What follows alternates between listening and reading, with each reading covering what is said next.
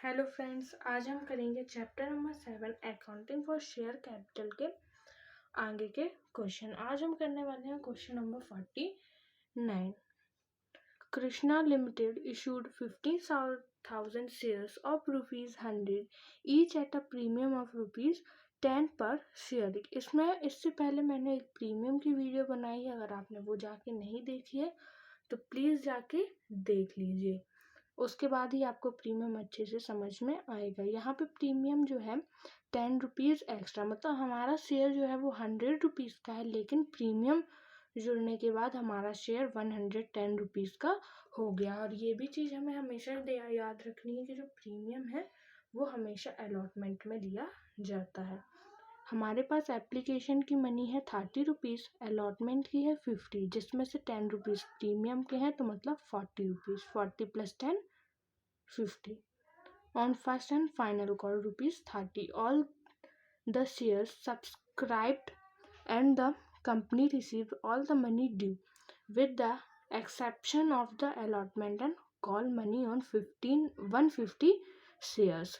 यहाँ पे कहने का मतलब ये है कि हमें सारे अमाउंट मिल गए, लेकिन एक ऐसा बंदा है जिसने अलॉटमेंट और कॉल की मनी नहीं दी और उसके पास 150 शेयर्स हैं कंपनी के।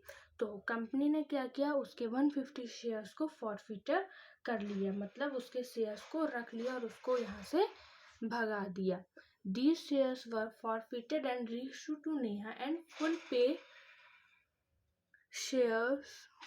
paid shares of ₹120 each। जो शेयर हमने 110 रुपीज़ में स्टार्टिंग में बेचा था, जब हमने उसको रीइशू किया, उसके जो शेयर्स हमने फॉरफिचर किए थे, जब हमने उसको रीइशू किया तो हमें पता चला कि वो जो शेयर है वो हमसे 120 रुपीज़ में कोई खरीद रहा है। मतलब हमारी कंपनी की गुडविल इतनी अच्छी है कि हमने जब शेयर को रीइशू किया, उस शेयर को हमने जब बेचा तो उसके हमें 120 रुपीज़ पर शेयर मिल गए। मतलब यहाँ पे हमें क्या हो गया है, प्रॉफिट हो गया, यहाँ पे हमें लॉस नहीं हुआ है जो रीइशू किया हमने। तो चलिए इसके सबसे पहले एनालिसिस टेबल बनाते हैं। बहुत ही इजी है क्वेश्चन, थोड़ा सा पढ़ के अगर आप करेंगे तो आपसे बन जाएगा।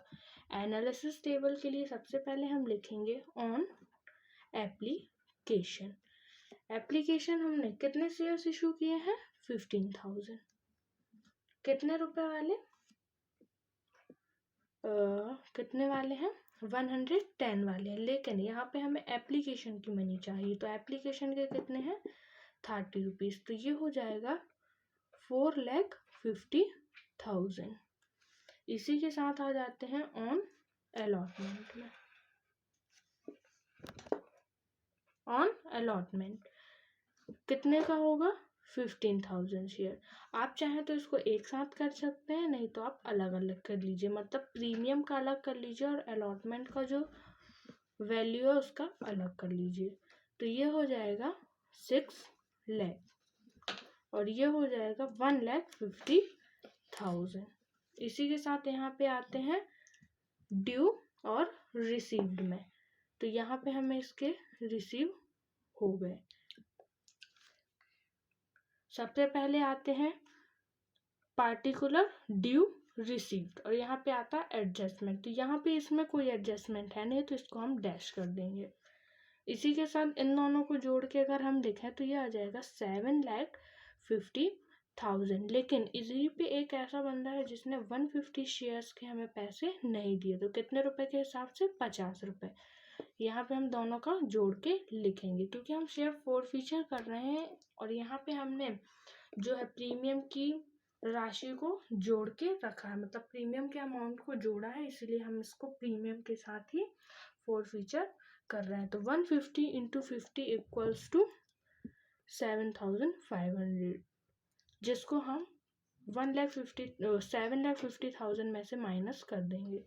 तो हमें जितनी राशि मिली वो हम यहाँ पे लिख लेंगे।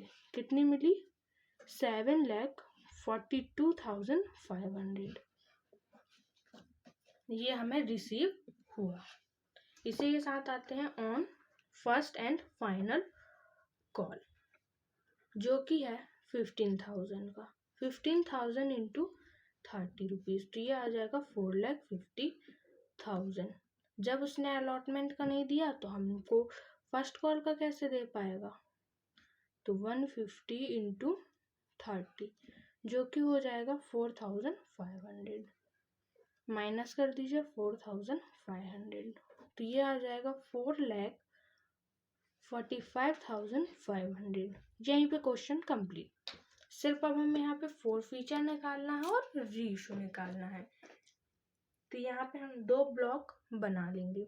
दो ब्लॉक ऐसे देखिए, यहाँ पे हम एक जगह लिख लेते हैं फोर फीचर अमाउंट। तो फोर फीचर हमने कितने किए, 150 शेयर्स को, कितने रुपए के हिसाब से,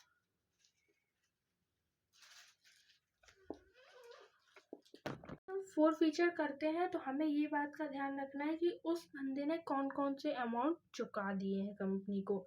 तो कंपनी को यहाँ पे इसने सिर्फ एप्लीकेशन का अमाउंट चुकाया था, मतलब जो एप्लीकेशन है उसका यहाँ पे सारा क्लियर था। तो हम क्या करेंगे 150 इंटू 30, क्यों, क्योंकि उसने तो सिर्फ 30 रुपए के हिसाब से 150 शेयर्स का ही पैसा दिया ना, तो हम उसी को हड़पेंगे, उसी को फोर फीचर करेंगे।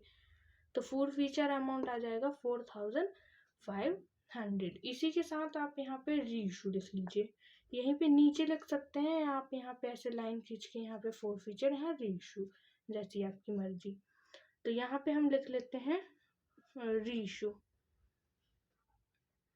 जब हमने इन 150 शेयर्स को नेहा को रीइशू किया तो इसने एक शेयर के 110 रुपीज ना दे के 120 रुपीज पर शेयर खरीदे। तो इसमें हमें क्या हो गया, फायदा हो गया।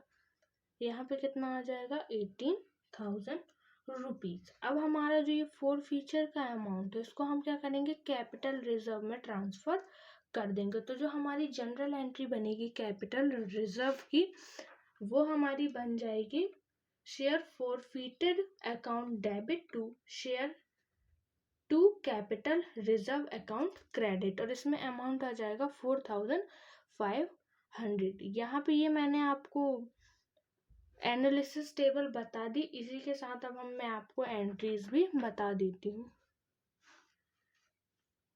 तो सबसे पहले जो आपकी सिंपल एंट्रीज होती हैं वो तो होंगी, चलिए यहाँ पे लिख लेते हैं जनरल एंट्रीज।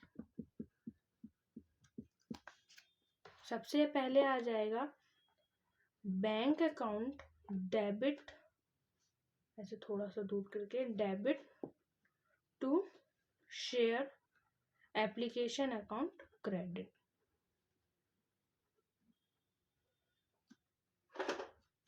तो यहाँ पे अमाउंट आ जाएगा 4,50,000। इसी के साथ जो रिसीव की एंट्री है वो आप कर सकते हैं, share application account debit to share capital account credit. तो यहाँ पे भी वही अमाउंट आ जाएगा जो आपने यहाँ पे लिखा है। फिर आ जाते हैं शेयर अलॉटमेंट पे, फिर आ जाते हैं to share capital to share to security, sorry यहाँ पे हमने सबसे पहले रिसीव की ड्यू की फिर ड्यू की कर रहे हैं। Share allotment to share capital to securities premium, और यहाँ पे अमाउंट आ जाएगा 7,50,000, यहाँ पे आ जाएगा 6 लाख, और यहाँ पे आ जाएगा 1,50,000। इसी के साथ आप इसकी रिसीव की कर लीजिए, bank account debit to share allotment. यहाँ पे आप लिख लीजिए 7,42,500, वही अमाउंट यहाँ पे आ जाएगा। इसी के साथ आ जाते हैं फिर share first call. To share capital. आप ये चैप्टर करने से पहले ये ध्यान रखिए कि आपको एंट्रीज पूरी याद हो अच्छे से। 4,50,000, नहीं तो आप ये चैप्टर कर ही नहीं पाएंगे। इसके बाद आ जाते हैं bank account to share first call. ये हमने कर ली सारी सिंपल वाली एंट्रीज। अब हम आ जाते हैं फोर फीचर और रीइश्यू की एंट्रीज। ये आप जल्दी जल्दी स्क्रीनशॉट ले लीजिए या तो फिर एक कॉपी रखिए साथ में, उसमें लिखते जाइए। अब हम कर लेते हैं आगे की एंट्रीज, जिसमें हम सबसे पहले कर रहे हैं फोर फीचर की। मतलब ये हमने कर ली फर्स्ट कॉल तक की, अब हम कर लेंगे फोर फीचर की। तो फोर फीचर की एंट्री होती है share capital account debit to share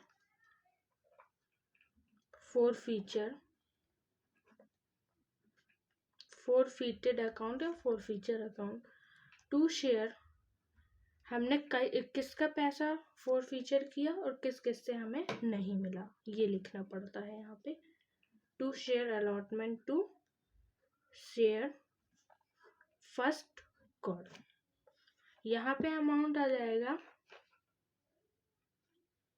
सबसे पहले हम इधर का अमाउंट लिखने से पहले हम फोर फीचर लिखेंगे कितने का हमने फोर फीचर किया। तो हमने यहाँ पे अमाउंट किया फोर फीचर 4,500 का। फिर हमें अलॉटमेंट से कितने नहीं मिले, 7,500 नहीं मिले, और फर्स्ट कॉल से कितने नहीं मिले, 4,500। अब इन सारी चीज़ों को प्लस करके हम यहाँ पे लिखेंगे। तो ये आ जाएगा 16,500। आप जब भी फोर फीचर की एंट्री करें तो सबसे पहले इन ब्लॉकों को भरें, फिर ये वाला भरें। इसी के साथ आ जाते हैं शेयर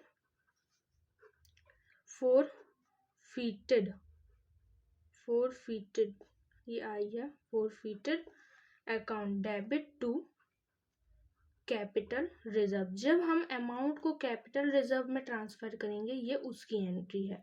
आप इसके जो नीचे के नरेशंस होते हैं वो आप बुक से देख के लिख सकते हैं, ज़्यादा कुछ नहीं लिखना, बस यहाँ पे लिख देना बीइंग शेयर forfeited,